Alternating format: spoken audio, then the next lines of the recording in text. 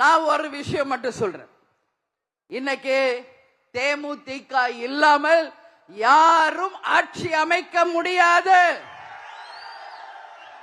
தேமுதிக எங்கு கூட்டணி வைக்கிறதோ அவர்கள்தான் ஆட்சியில் அமர முடியும் என்பதை இந்த நேரத்தில் நான் உறுதியா சொல்றேன். ஏன் சொல்றேன்? இது ஜாதி மதம் இனம் மொழிகளுக்கு அப்பாற்பட்ட ஒரு கட்சி, மக்களை நேசிக்கின்ற ஒரு கட்சி.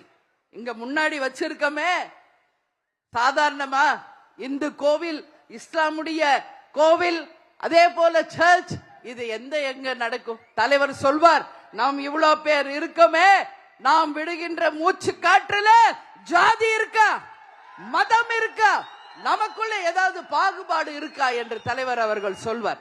அதேதான் உங்க அன்னையினுடைய எண்ணம். நமக்குள்ள எந்த பாகுபாடுமே கிடையாது. ஏழை பணக்காரர் என்கின்ற பாகுபாடு கிடையாது. அனைவருக்கும் சமமாக உணவு, அனைவரையும் சமமாக அன்பாக நேசிக்கின்ற அந்த கொள்கைகளை தான் தலைவர் நமக்கு சொல்லிக் கொடுத்துட்டு போயிருக்கார். அதுவே நம்மளுடைய இறுதி கொள்கை என்பதையும் உங்ககிட்ட சொல்றேன். என்ன கொள்கை என்ன கொள்கைன்னு எல்லாம் கேட்கிறவங்களுக்கு பதில் ஏன் தொண்டர்கள் நீங்க சொல்லுங்க.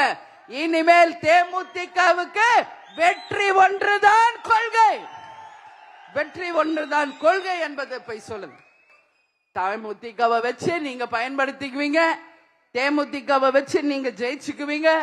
ஆனா தேமுதிகவுக்கு மட்டும் வாய்ப்பு கொடுக்க மாட்டீங்க. என்ன நியாயம் இது?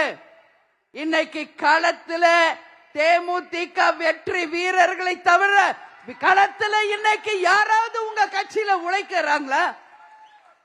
அந்த தலைவர் நமக்கு சொல்லிக் கொடுத்தது போல அந்த கூட்டணி தர்மத்தை மதித்து கள வீரர்களாக, இளைஞர்களாக, மக்களுக்காக தலைமை எடுக்கும் முடிவுக்கு கட்டுப்பட்டு எதையும் எதிர்பாராமல், எந்த ஆசாபாசங்களுக்கும் அடிபணியாமல், அந்த நேர்மையோடு உண்மையோடு உழைக்கின்ற ஒரே கள வீரர்கள் தேசிய முற்போக்கு திராவிட கழகத்தை சேர்ந்த எங்களுடைய வீரர்கள். இது யாராவது மறுக்க முடியுமா? மறுக்க முடியுமா சொல்லுங்க. காசு கொடுத்தாதான் உங்க ஆளுங்கெல்லாம் களத்துக்கு வருவாங்க. காசு இல்ல, கேப்டனும் அந்நியாரும் ஒரு முடிவு எடுத்து அறிவிச்சா போதும், கள வீரர்களாக அந்த களத்தில் இறங்கி பணியாற்றுகின்ற வெற்றி வீரர்களாக இன்னைக்கு தேமுதிக தொண்டர்கள் தான் இருக்காங்க. அதனால சொல்ற, இது வெற்றி பெற்ற கூட்டணி அமைத்த கட்சிகளுக்கு தெரியும். உண்மையிலே நாங்கெல்லாம் இன்னைக்கு ஜெயிச்சிருக்கோம்னா அதற்கு காரணம் தேமுதிக என்று அத்தனை பேர் வந்து சொல்றாங்க. இங்க மேடையில வீட்டு இருக்காங்களே எங்க மாவட்ட செயலாளர்கள், இவங்க எல்லாம் யார்? மாவட்ட செயலாளர்களா? ஒரு அமைச்சருக்கு இருக்க வேண்டிய தகுதி படைத்த ஒரு மாவட்ட கழக செயலாளர்கள். எல்லாரும் எக்ஸ் எம்எல்ஏவாக இருந்தவர்கள். இன்னைக்கும் அந்த பதவி கொடுத்தால் மிக திறமையாக, யாருமே இதுவரைக்கும் செயல் ஆற்ற முடியாத அளவு ஒரு சிறந்த உதாரணங்களாக நிச்சயமாக நம்மளுடைய மாவட்ட கழக செயலாளர்கள் இருப்பாங்க. அதுல எந்த மாற்று கருத்துமே இல்ல.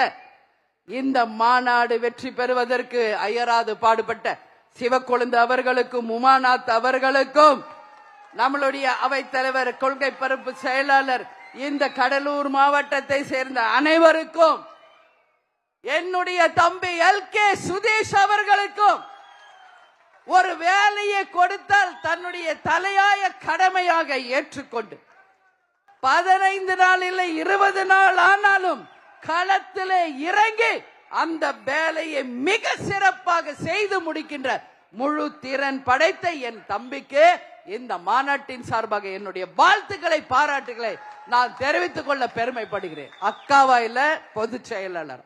அதேதான் இன்னைக்கு தமிழ்நாடு முழுக்க எத்தனையோ மாநாடுகள் நடத்தி இருக்கோம். நாம மதுரையில நடத்தி இருக்கிறோம், சென்னையில நடத்தி இருக்கிறோம், திருச்சியில நடத்தி இருக்கிறோம், செங்கல்பட்டுல, காஞ்சிபுரத்துல, விழுப்புரத்துல, அத்தனை மாவட்ட கழக செயலாளர்களும் ஒரு மாநாடு எப்படி இருக்கணும் என்பதற்கு இலக்கணமாக அந்த மாநாடுகளை வெற்றி மாநாடுகளாக மாற்றிய சரித்திரத்தை உரியவர்கள் தான் எங்கள் மாவட்ட கழக செயலாளர். இதுவரைக்கும் தமிழ்நாட்டில் நடந்த அத்தனை மாநாடுகளிலும் இன்னைக்கு தேமுதிக மாநாடுக்கு இணையில்லாத மாநாடுகளாக, யாரும் ஒப்பிட முடியாத மாநாடுகளாக தான் தமிழ்நாட்டில் இத்தனை நாள் எல்லா கட்சியும் பார்த்துக்கிட்டு இருக்காங்க. இன்னைக்கு தமிழ்நாடு இல்ல, இந்தியா இல்ல, உலகமே கடலூர் பாசார் கிராமத்து மேலதான் இன்னைக்கு அத்தனை பேருடைய கவனம் இருக்கிறது என்றால் என் வார்த்தை மிக இல்லை என்பதை இந்த நேரத்தில் நான் சொல்றேன். ஒரு தலைவர் எப்படி இருக்கணும் என்பதற்கு அடையாளமாக வாழ்ந்தவர் நமது தலைவர் அவர்கள். தர்மத்தின் பக்கமும் மனிதநேயத்தின் பக்கமும் தைரியத்தின் பக்கமும் எதற்கும் அஞ்சாத துணிந்த நெஞ்சை கொண்ட வீரராக நம்ம கேப்டன் வாழ்ந்திருக்கிறார். அதனால சொல்ற தலைவர் எங்கும் போல நம்ம தலைவர் இன்னும் 100 இல்ல 1000 வருஷம் இந்த பிரபஞ்சம் இருக்கும் வரை ஒரு தெய்வமாக நிச்சயம் நம்முடன் இருந்து வழி நடத்துவார் என்பதில் எந்த மாற்று கருத்தும் இல்லை. அதனால குரு பூஜை என்ன, இன்னும் என்ன பூஜையோ நாங்க செய்வோம். அதை பத்தி கேட்க இங்க யாருக்கு எந்த தகுதியும் இல்லை என்பதை உறுதியாக நான் சொல்ல கடமைப்பட்டிருக்கேன். இன்னைக்கு தினந்தோறும் நம்மளுடைய ஆபீஸ்ல உணவளிக்கிறோம். ஏன்? தலைவருடைய விருப்பம். தன்னை தேடி வந்தவர்கள் யாரும் பசியோடு செல்ல கூடாது என்பதை நமக்கு சொல்லி கொடுத்தவர். இங்கதான் வடலூர் இருக்கிறது. வள்ளலாராக வாழும் வள்ளலாராக வாழ்ந்தவர் நமது கேப்டன் அவர்கள். அதனால பசித்தவர்கள் நம்மளை தேடி வந்தவங்களுக்கு உணவளிக்கிறோம், நம்மால் முடிஞ்ச உதவிகளை செய்ய வேண்டும் என்று சொன்னவர் நமது தலைவர் அவர்கள். அதனால கேப்டனுக்கு இணை கேப்டன் மட்டுமே என்பதை இந்த நேரத்தில் உங்ககிட்ட சொல்றேன். ஒரு தலைவர் என்பவர் அடுத்த தேர்தலை நோக்கி இருப்பவர் அல்ல, அடுத்த தலைமுறையை சிறந்த வழியிலே யார் ஒருவர் வழி நடத்துகிறாரோ அவரே சிறந்த தலைவர். அது போல ஒரு உதாரணமாக ஒரு சிறந்த தலைவராக வாழ்ந்தவர் நமது கேப்டன் அவர்கள். இன்னைக்கு என்னென்னலாம் நாட்டில் பிரச்சனை என்பதை தீர்மானத்தில் நம்ம சொல்லிட்டோம். அதுக்கு அத்தனைக்கும் முற்றுப்புள்ளி வைக்கணும். ஏன்னா உங்களுக்கு தெரியும், உங்க அண்ணி 1 மணி நேரம் இல்ல 2 மணி நேரம் கூட பேசுவேன். ஆனா காலம் கருதி நீங்க எல்லாரும் பத்திரமா வீட்டுக்கு போகணுன்றதுனால சொல்றேன்.